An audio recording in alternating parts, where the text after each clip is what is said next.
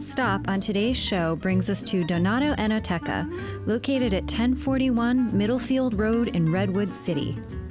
Their modern menu reflects executive chef Donato Scotti's culinary philosophy of using fresh, simple ingredients in innovative ways. Showcasing all of Italy's regional cuisines in a sensibility only a native can bring, Donato's menu honors his northern Italian roots, presenting a clean, modern style of cooking. Here, you'll find farmers markets produce and fine imported artisanal products. They make their pastas from scratch in-house daily. And as we're soon to find out, Donato tells us how to properly make risotto. Hey, Donato, how you doing? Hi, Vincent. Ciao, buddy. Hi, Michelle. How are you? So what do you have in store for us tonight? Oh, a lot of good food. Let's come on in. Oh, fantastic. I'm excited.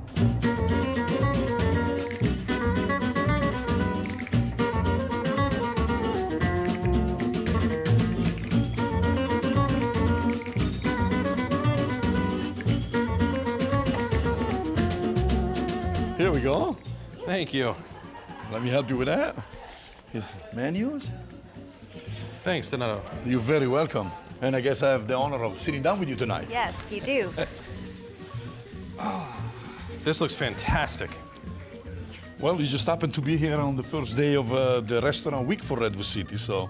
What is that? Tell me about it. Yes, as I said, it's organized by the Downtown Business Association, and they encouraging to have people come out to downtown Redwood City by having a number of restaurants offering a set menu, where we designed this menu to be a little bit different from what we serve on a regular basis. We still, try to design it around what's available in season, so we have a little semi-freddo with strawberries on, and we have an artichoke flan, which are in season now, and then we have a little bit of rabbit with some house-made pasta. Fantastic. Sounds delicious. Absolutely, yeah. Before Donato tells us more about his restaurant, we order drinks from the bar. Vincent orders an apple rose. And for myself, Donato recommends a Negroni. It's equal parts gin, vermouth, and Campari. And it's a classic way to start at a meal. It's an aperitivo that you'll find in Italy, particularly in the north. It's stirred, it's not shaken, and typically it's served on the rocks.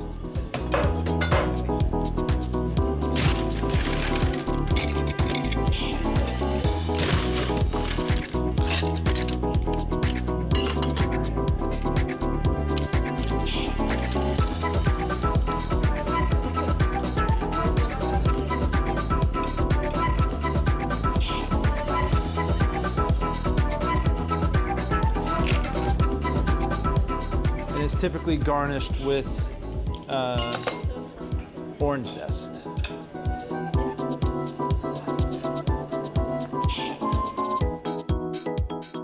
Oh, this looks delicious. Cheers, thank you. Cheers, yes. Thank you. Salute.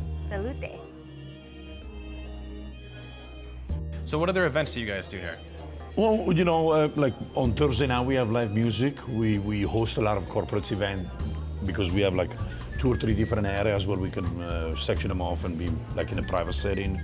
And also we do like a large wine tasting once a year in December where we bring in like 100 different wines, and people come in on a Saturday afternoon and just start drinking and eating. We make a whole pig. Is a lot of the stuff on the menu here is very traditional, or is this a little more contemporary? I would say that, yeah, it's a little bit more on the contemporary, but we don't forget where we come from. So you want to incorporate some of the traditional stuff.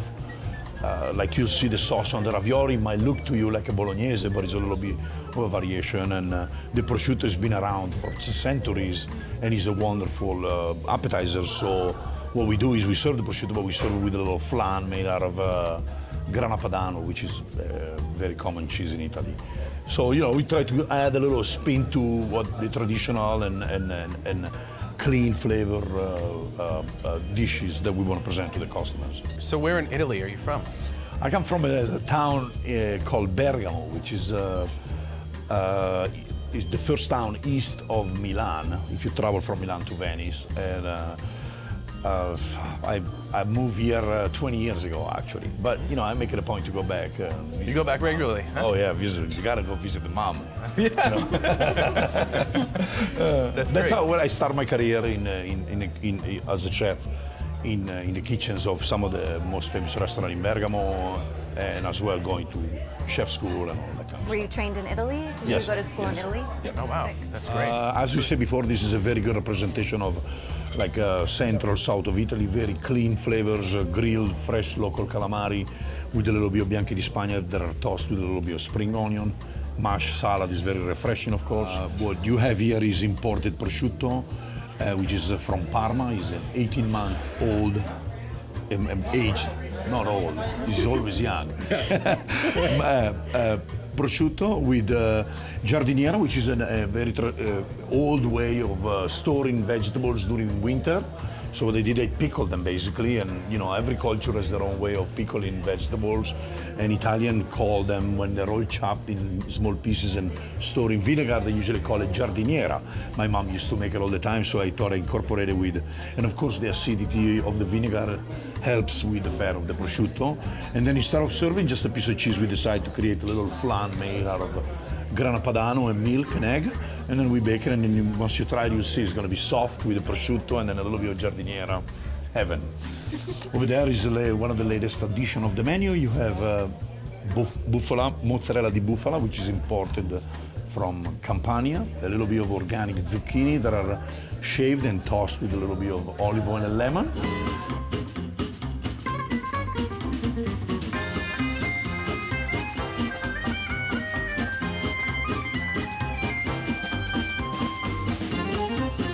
That's about it. A little brush of basil on the side, basil sauce, and some fresh tomato, and there you go.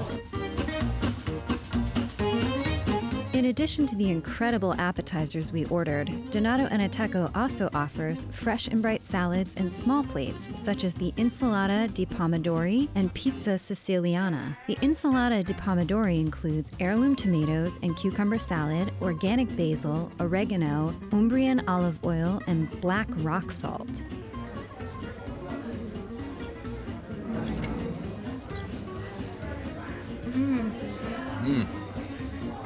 Fantastic.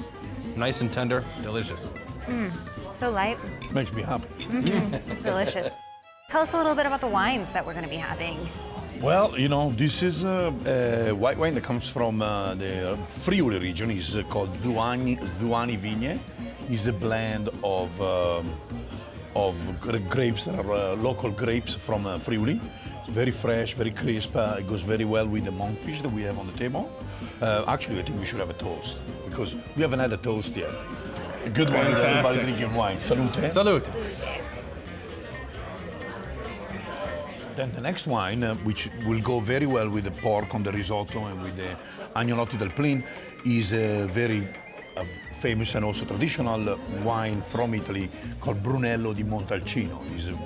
Montalcino is a small town in Tuscany, very well known for his high-end wines, and it's made with Sangiovese Grosso, usually a very full body. People that like Cabernet have a tendency to really like this wine as well. Well, I think we have to do another toast, unless that's Couldn't sacrilege. agree more. I mean, Salute. Delicious. Thank you. Well, I cannot take the merit for this. I didn't make it. Please buy. So here, there is the monkfish made ossobuco style because it's got a bone in the middle, and is pan roasted, served with a little bit of fregola, which is a pasta that instead of being air dried is actually toasted on stone, and it's typical of Sardinia, which is the island off of the west coast of Italy. And it comes with a little bit of the cherry tomatoes and some roasted fennel. So the bone in the middle, this isn't like your traditional little, lake trout that has a lot of little bones. This is a big bone, right? Yeah, monkfish it's funny that way. It's got one big bone in the middle, so when you cut it across, it makes it look like an ossobuco. That's why they call it monkfish ossobuco di pescatrice, or monkfish ossobuco. And ossobuco means, of course, bone with a hole. That's why the actual cut is called ossobuco because you actually see the bone with the hole in the middle. So. And you get flavor out of that too. Absolutely. Yeah, Oh yeah. absolutely. That's If it's the veal or that, you eat the marrow. You eat the marrow. That's the way I don't know to if you do can eat the marrow out of the monkfish, but you could try. I mean. This one is a traditional dish from Piemonte, and it's called agnolotti del Plin. They're filled with pork and veal, and the sauce is made with pork and veal as well. Those ravioli are, all of our pasta actually are made in-house. Do you make everything in-house for the pasta? Yes. Oh, wow, Unless that's they're dry pastas and it's listed, it says so, like a lunch. But all of the pasta in the menu are... Ravioli, everything? The ravioli, tagliatelle, fogliate, bigoli are all stuff that we make in-house daily, actually. And then, of course, I think, it's one of my pride because I love risotto, but is risotto with the pork belly. The risotto is carnaroli, it's not your arborio. It's a little bit finer grain and better suited for professional use. The pork belly cooks about 20 hours at low temperature, and then it's chilled and cut in little squares. That's how they look so perfectly cut. And then it's baked right before it's put on the risotto to get the skin to be a little crispy because, pork skin has to be crispy. Oh, absolutely. Yeah. And then the cooking juices are used to make the sauce, and we put a little bit of braised cabbage on the bottom to cut a little bit of the fat. So it's a different rice from arborio, but is it prepared differently? How do you make risotto here? Well, it's prepared the only way that I know how to prepare it, which is, you toast the risotto and then you finish it the proper way, which is either butter and cheese or just olive oil.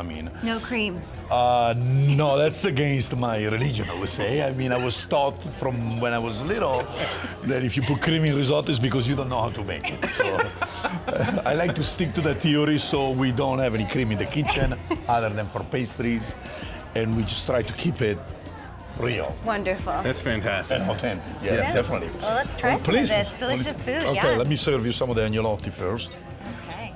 The balance of keeping the pork belly melt in your mouth tender while also keeping the skin crispy is certainly no easy task. But Donato and Chef Antonio accomplished this exceptionally well. The monkfish and homemade ravioli are equally superb. If you haven't yet experienced the difference between what freshly made pasta tastes like and what we typically pour out of cardboard boxes at home, you're missing out on one of life's greatest pleasures. The key to everything right at Donato Enoteca is fresh, high-quality ingredients, a beautiful atmosphere, and impeccable service. And remember, no cream in the risotto.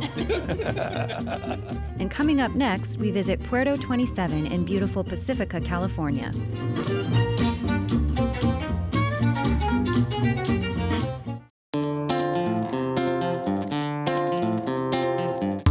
Thank you for tuning in to Table for You on Penn TV. We're presently looking for sponsors. Your name or logo could be right here. Visit tableforyoushow.com and click on the sponsorship tab. That's tableforyoushow.com.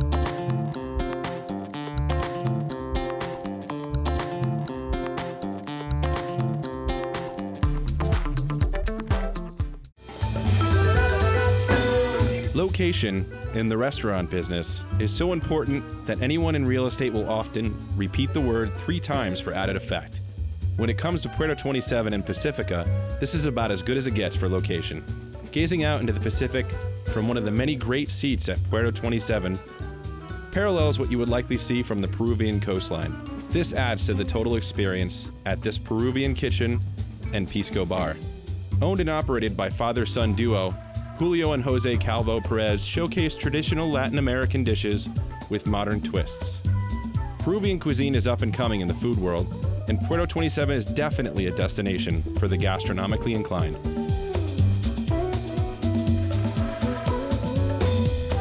Before we sit down with owners Julio and his wife Zoila, our first stop is at the bar to visit the lively Ricardo for some refreshing drinks. The most traditional Peruvian cocktail is a pisco sour, which is pisco, fresh squeezed key lime juice, and egg whites. If you haven't ever tried one, we highly recommend doing so as it is absolutely delicious. And for our other cocktail, we order a Mori Point painkiller. Mori Point is a famous, beautiful view in Pacifica. You can see all the bay and the beautiful view from Pacifica. So that's why I call it Mori Point. I use Don Q Añejo, Puerto Rican rum. I use organic jasmine liqueur. I use lemongrass syrup. I make this lemongrass every day in Puerto. A little right there. A little fresh lemon juice. Orange juice, fresh squeezed orange juice. And coconut puree.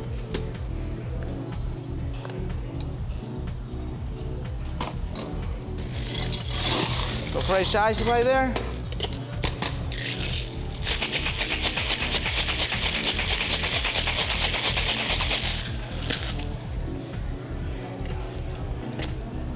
Why I call this painkiller?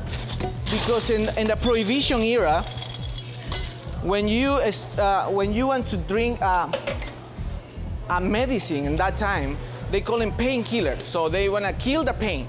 So they try to mix the medicine with coconut. That's why they name it like that, you know.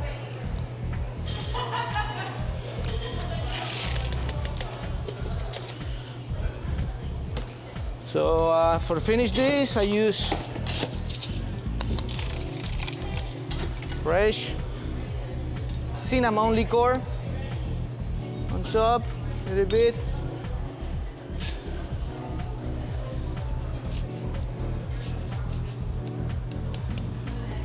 Nice orange fresh set, and the best part of the cocktail is the umbrella.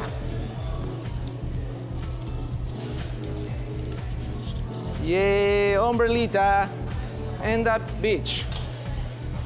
Cheers. There we go. Drinks in hand, we sit down for a conversation with Julio and Zoila, where they begin by explaining what Puerto 27 means to them. Puerto 27, one of the new restaurants we opened like 2 years ago. We're doing the 27 means for us a lot because we have a kid, Julio, my junior. He passed away like about 22 years ago. He was 17. So he born in April 27. So that's why we get the number 27 to the restaurant. Puerto because we're on the beach and like a port. Mm-hmm. That's why we decided to get this in memory of him to open the restaurant. I'm more happy to have my son in there, Julio. It's in the, That's your son up there? He's my son, Julio. Yeah. He was 17 years old in there. Yes. Yes. So we put in there the canoe in there is a Fresca. Uh-huh. The little house in this Puerto 27. And the other gun is Pasión. Used to have the other restaurant in the city. Mm-hmm. Pasión. So you have another restaurant in the city. What was the name of that? Fresca. Fresca. Fresca. You have 4 locations right now. Oh, wow. Fresca, yes. Wonderful. Where are those located? One is in the West Portal. The one is in Fillmore and California, Pacific High. Mm-hmm. The number 3 is on 24th Street in Noe Valley. And the 4 is in Naira and Irving, in Sunset District. And is this is your newest restaurant? This is the newest, 2 years ago. And now your family is all closely involved in the management. And yes, right, my son Ivan is manager in the restaurants. He's involved in the program, wine program, and liquor, and the alcoholic beverage. My wife, she's manager with me, so she's my life. You know, we all here, I don't think I can do anything. And my son, the other son, Ivan, Jose, is executive chef. And my little baby, she's 20 years old right now. She's prepared right now to be in the business very soon. She's preparing for it. She's in college right now. Yeah. She has no choice. Yeah. She's going out in the food business. She loves it. She loves to cook too. Yeah. Oh, great. She has great influence. Thank you. Awesome. Now, chefs Tony and Jose take us into the open kitchen to prepare several of Puerto 27's signature dishes. Hey, welcome everybody, and today we're going to make a causa. Causa is a traditional Peruvian dish made with a yellow potato, infused with ají amarillo, lime juice, salt, a little bit of oil, and the ají amarillo are Peruvian yellow chilies, really spicy, most popular Peruvian chilies. These are what they look like. So we basically puree these with a little oil, salt, lime juice, infuse that into potato.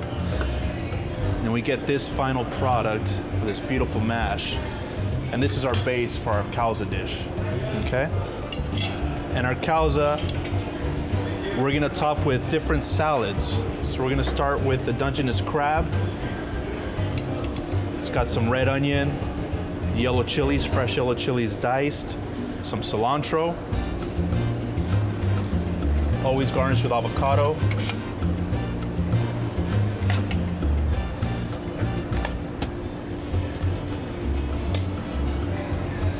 As so. That's our first one that we're doing here. All right. I'm gonna top this one with a ricotta aioli. It's a Peruvian red pepper aioli. Just like that. The second causa features fresh rotisserie pulled chicken salad topped with ají verde. Next, a Russian salad featuring diced beets, carrots, peas, and apple tossed with yellow chili aioli. And finally, fresh chopped ají tuna, lime juice, and yellow chili topped with an olive aioli. All of these are garnished with crispy sweet potato chips for an added textured crunch. Now you can order each of these causas separately, or get the sampler like we did.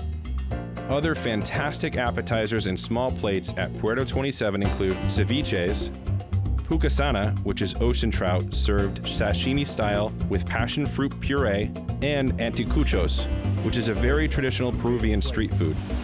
Okay. Nice.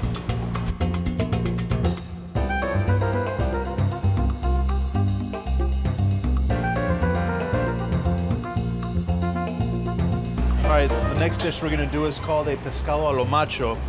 It's a whole fried Mediterranean bronzini. Here's a whole fresh fish. Slice it. We're gonna do some fresh lime juice. Okay, both sides of the fish. Marinated with salt and pepper. Dust it with a little bit of flour. He's gonna marinate that, salt, pepper, dust it with some flour. He's gonna set it right in the fryer. And that's our pescado a lo macho. That's a fried Mediterranean bronzini. And then Manuel here is gonna do a Peruvian stew. We're gonna top our fish with a Peruvian stew. So we're gonna start with a little bit of canola oil.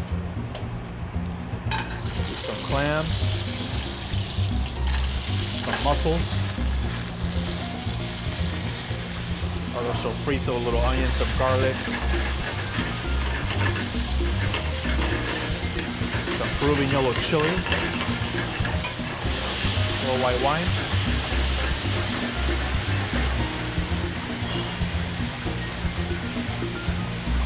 A little bit of cream. Give it some butter, a little bit of body, creaminess. We just added some little salt and pepper.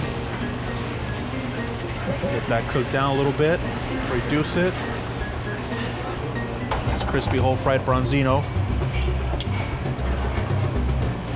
We're gonna top it off with our Peruvian stew, Peruvian seafood stew. That is a really popular dish here at Puerto 27. Really delicious fresh seafood. Nice creamy broth over the fish.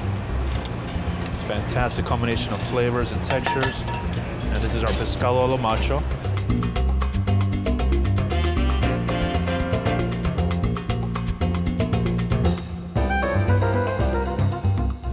The next dish we're gonna do is a lomo saltado. It's another authentic Peruvian dish that has the Chinese influences. Lomo meaning the steak, saltado meaning tossed in the pan. Gotta get our pan really, really hot. Put a little bit of canola oil. Throw our steak strips inside. We're using nice sirloin, certified Angus sirloin steak strips. And you want to get that fire in the pan because that's also part of the flavor. You want that smokiness, kind of like a Chinese Asian wok. So you're stir frying your steak.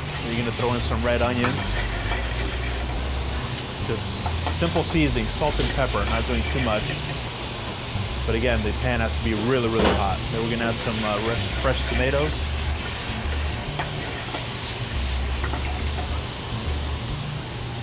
Our secret ingredient here that we create is a soy balsamic sauce. Include that into the dish and let that cook down a little bit. We're gonna add some fresh chopped cilantro.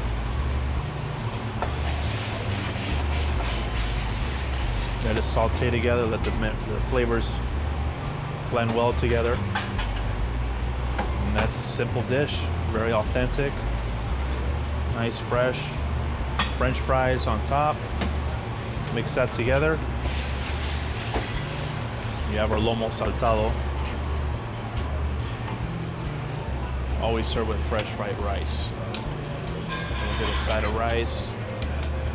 That's our lomo. Delicious, very good.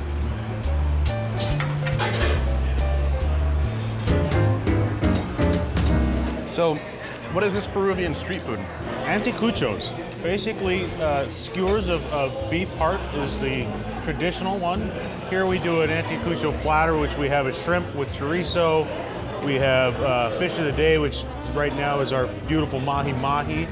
We do beef heart and chicken.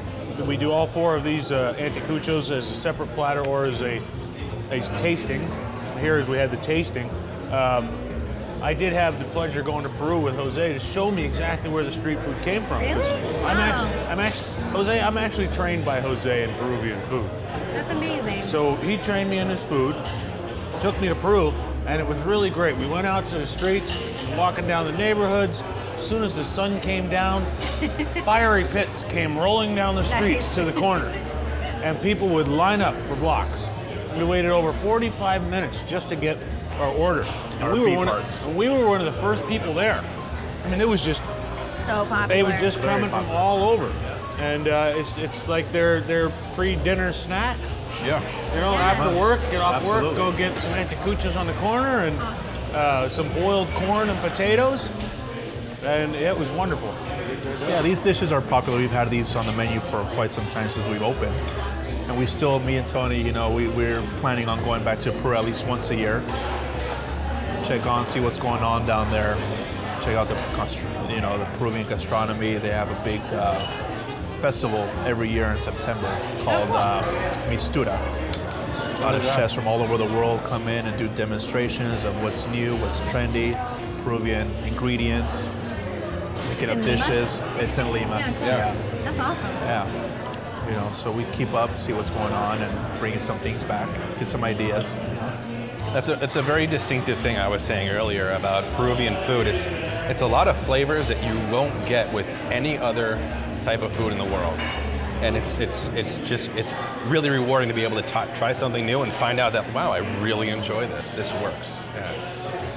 Thank you. Oh, well, thank you for having me. Yeah, thank you guys.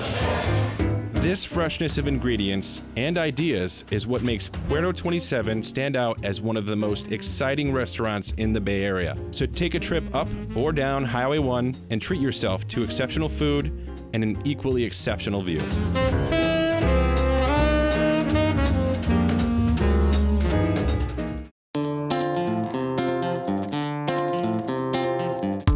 Thank you for tuning in to Table for You on Penn TV.